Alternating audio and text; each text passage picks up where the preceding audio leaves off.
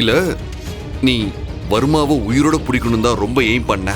உங்க அம்மா தப்பானவங்க இல்லைன்னும் அவங்க டபுள் ஏஜென்ட் இல்லைன்னும் இந்த உலகத்துக்கு வர்மா வாயாலேயே சொல்ல வைக்கணும்னு நினைச்சிட்டு இருந்த. அதனால கூட நீ டிஸ்டர்ப் ஆயிருக்கலாம். இல்ல வேண்டாம். சரி, குழந்தைங்களை என்கொயரி பண்ணணும், வாங்க. ஐலி, பாவி நம்மளை பார்த்தா. ஆமால. சரி, நம்ம சீஃப் கிட்ட விஷயத்த சொல்லிடுவோம். அப்படியே அக்கா கிட்டயும் சொல்லிடலாம். சார் தான் கூப்பிடுறாரு. சார், வர்மாவை ஐலி போய் பார்த்தாளா? ஐலிக்கு ஒன்றும் ஆகலைல்ல?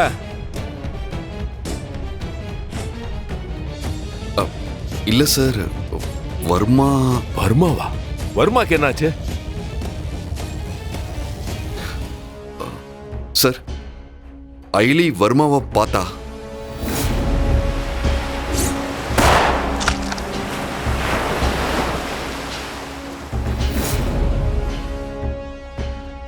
சார், இப்படி நடக்கணும்னு நாங்க எக்ஸ்பெக்ட் பண்ணவே இல்லை சார். அந்த வர்மாவை உயிரோட பிடிக்கணும்னு ஐலி ஆசைப்பட்டா. சரி, ஐலி பக்கத்துல இருக்காளா? சிவா, அக்கா, பாவையும் மற்ற குழந்தைகளையும் போலீஸ் டீம் காப்பாத்திட்டாங்களாமா. இப்பதான் இன்ஃபர்மேஷன் வந்தது. என்ன சொல்ற சிவா? எல்லா குழந்தைங்களையும் காப்பாத்தியாச்சா? ஆமாக்கா, இப்ப ஜஸ்ட் 10 மினிட்ஸ்க்கு முன்னாடி தான் குழந்தைங்கள அந்த ரவுடிங்க கிட்ட இருந்து காப்பாத்திருக்காங்க. சரி, இது இன்னும் டிபார்ட்மெண்ட்டுக்கே தெரியாதுங்கக்கா.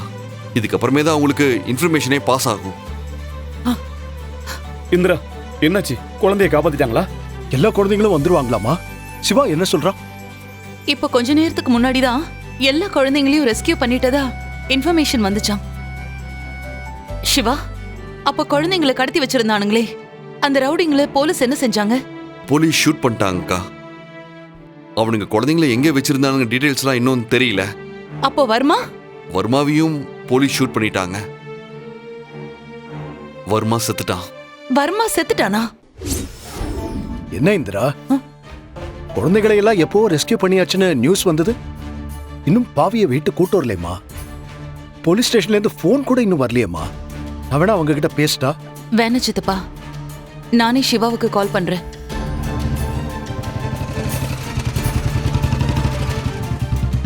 ஐலி, இங்க பாரு, நம்ம வீட்டுக்கு வந்துட்டோம். எதையும் காட்டிக்க வேண்டாம், சரியா?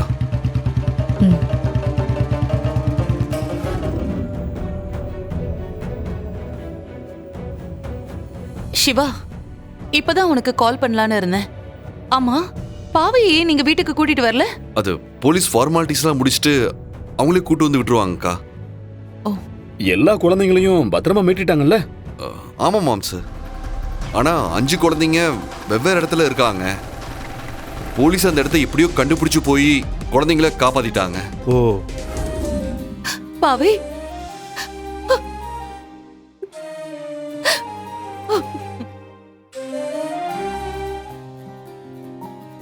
பாவை குட்டி, அம்மாவுக்கு நீ இல்லாம என்ன செய்யறதுன்னே தெரியல பாவை. அந்த ரவுடிங்க உன்னை கடத்திட்டு போயிட்டாங்கன்னு தெரிஞ்சதும் நான் செத்துட்டேன், தெரியுமா உனக்கு? பாவை, ரொம்ப பயந்துட்டியாடா தங்கம்?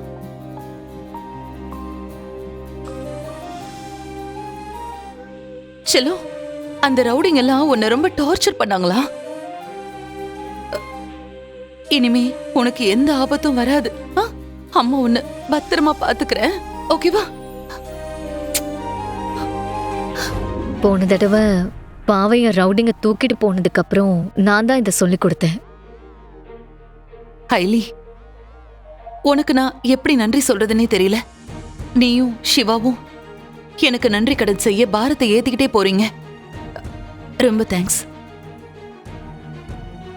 என்னக்கா, வர்மாவை போலீஸ் ஷூட் பண்ணி கொன்னுட்டாங்க. ஆனா அவனோட ஆளுங்கள சில பேரு அங்கங்க இருக்கிறதா போலீஸ் டிபார்ட்மெண்ட்ல பேசிக்கிறாங்க. அவங்களும் கண்டிப்பா மாட்டிக்குவாங்க சிவா. எங்க போயிட போறாங்க? அந்த வர்மாவோட சேர்ந்துக்கிட்டு அவங்களும் தானே தப்பு பண்ணிருக்காங்க. அதுக்கான தண்டனைய அவங்களும் கண்டிப்பா அனுபவிப்பாங்க.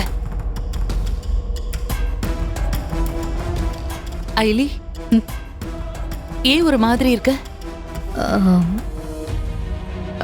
புரியுது ஐலி. வர்மாவை போலீஸ் உயிரோட புடிச்சா அவனை வச்சு உங்க அம்மா மேல இருக்கிற பழிய இல்லன்னு ப்ரூவ் பண்ணலான்னு பார்த்த. அதுவும் இல்லாம உங்க அம்மாவை வர்மா தான் கடத்தி வச்சிருக்கான். அவங்க இருக்கிற இடத்தையும் வர்மாவை வச்சு தெரிஞ்சுக்கலான்னு யோசிச்சுக்கிட்டு இருந்த. ஆனா இப்போ வர்மா இறந்ததால அது முடியாம போயிடுச்சு. அதனால தானே நீ டல்லா இருக்க. கவலைப்படாத ஐலி, கூடிய சீக்கிரம் உங்க அம்மாவை கண்டுபிடிச்சிடலாம். அவங்க மேல எந்த தப்பும் இல்லைன்னு ப்ரூவ் பண்ணலாம். நம்ம டிபார்ட்மெண்ட்டே அந்த வர்மாவை பிடிக்கிறதுக்காக பல வருஷமா போராடிட்டு இருந்துச்சு. இந்த மிஷன்ல நிறைய பேர் அவங்களோட லைஃபே சாக்ரிஃபைஸ் பண்ணியிருக்காங்க. ஆனா இன்னைக்கு அந்த வர்மாவோட சாப்டரே க்ளோஸ் ஆயிருக்கு.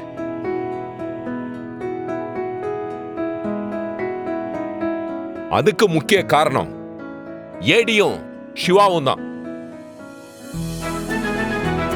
இவங்களோட தைரியம் தான் இன்னைக்கு அந்த வர்மாவோட கேஸ சக்சஸ்ஃபுல்லா முடிச்சிருக்கு. So give a big applause to them. Hey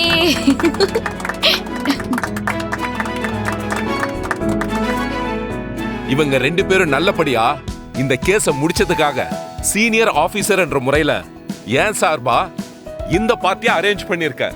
so எல்லாரும் வாங்க, பார்ட்டியை என்ஜாய் பண்ணுவோம். ஏடி, ஏன் டல்லா இருக்க? என்னாச்சு உனக்கு? தெரியல சார், என்னன்னு சரியா சொல்ல தெரியல.